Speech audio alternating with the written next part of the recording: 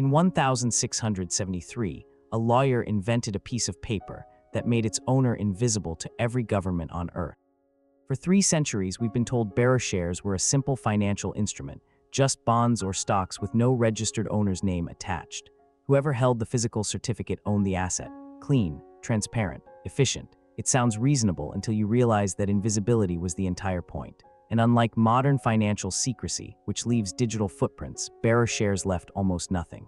The mechanism was born in the Netherlands during the Golden Age. Amsterdam's merchant class needed to move capital across borders without alerting tax collectors or crown authorities. They created a certificate bearer form that could pass hand to hand like cash. No registry, no owner list, just paper and signature. By the 1800s, bearer bonds became standard in Switzerland, Germany, and across Europe. Governments tolerated them because they funded commerce. Here's where the system reveals its design flaw or its genius, depending on your vantage point. When you own a bearer share, the issuing corporation has no idea who you are. They don't know your name, nationality, or net worth. Legally, they don't need to. The certificate itself is the proof of ownership. Lose it and you lose everything. Steal it and you own everything. No paper trail, no witness, no record. By the 1970s and 1980, bearer shares had become the preferred vehicle for moving untaxed wealth across continents. A wealthy individual could purchase bearer bonds through a shell company in Luxembourg, hold them in a Swiss safe deposit box, and physically move the paper across any border. Customs officials saw a briefcase. They didn't see billions. The system worked because it required almost no electronic trace. But here's where the accepted narrative cracks. Economists and regulators claimed bearer shares were simply outdated, relics of a pre-digital age that would naturally disappear as banking went electronic. The story went, once everything moved to computers, anonymity would become impossible. Problem solved. No action needed, just wait. That prediction was wrong, and a handful of financial analysts saw why. The digitization of banking didn't eliminate bearer share demand, it actually increased it. Wealthy individuals and criminal organizations began using bearer shares as a hedge against digital surveillance. If everything else was tracked, bearer shares remained the one asset class that could move silently. The real explanation for bearer shares' persistence isn't technological inevitability, it's institutional capture. Governments that could have banned them, Switzerland, Luxembourg, the Netherlands, chose not to. Why? Because their own banks profited from the secrecy, and the wealthy individuals who used bearer shares had political influence. The system perpetuated itself not through ignorance, but through aligned incentives. By the 1990s, bearer shares had become a vector for money laundering, tax evasion, and sanctions evasion. A Russian oligarch could park wealth in bearer bonds. A drug trafficking organization could move proceeds across borders. A government official could hide stolen assets. The paper didn't care, it just changed hands.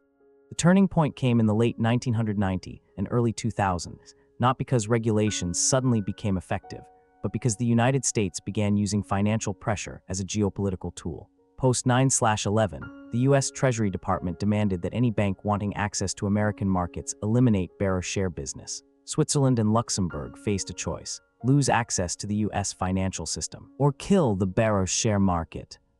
They chose access. Between 2001 and 2008, most bearer shares were called in and converted to registered form or destroyed.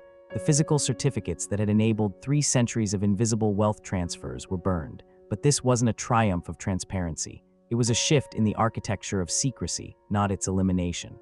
The wealthy didn't lose their ability to hide assets. They just moved to new instruments: trusts in the Cayman Islands, shell companies in Delaware, cryptocurrency wallets, numbered bank accounts, digital bearer bonds. The bearer shares collapse didn't close the loophole, it merely forced wealth to find another door. What bearer shares reveal about financial systems is this: secrecy isn't a bug, it's a feature. It's built in. Governments regulate bearer shares not because they oppose opacity, but because they oppose uncontrolled opacity. They want to know where the money is, even if ordinary citizens don't. Bearer shares broke that rule. They made wealth invisible to everyone, including governments. The lesson isn't that bearer shares are gone. Some still exist in obscure jurisdictions. A small number are still traded in underground markets. The lesson is that the system that created them, the incentive to hide wealth, the political power to enable it, the regulatory capture that protects it, never disappeared. It just adapted. It evolved. It found new vessels.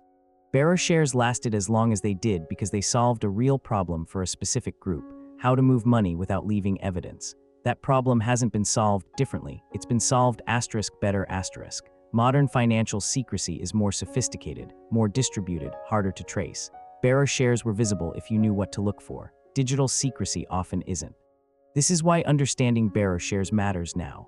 They're a historical case study in how financial systems get built to serve wealth concentration, not transparency, and how, when those systems break down, the underlying incentives, the gravity well of hidden assets, simply pull wealth toward the next available tool. The bearer share didn't fail, it was replaced. We live in the aftermath of that replacement. The bearer share era taught institutional players, governments, banks, wealthy individuals how to coordinate secrecy at scale.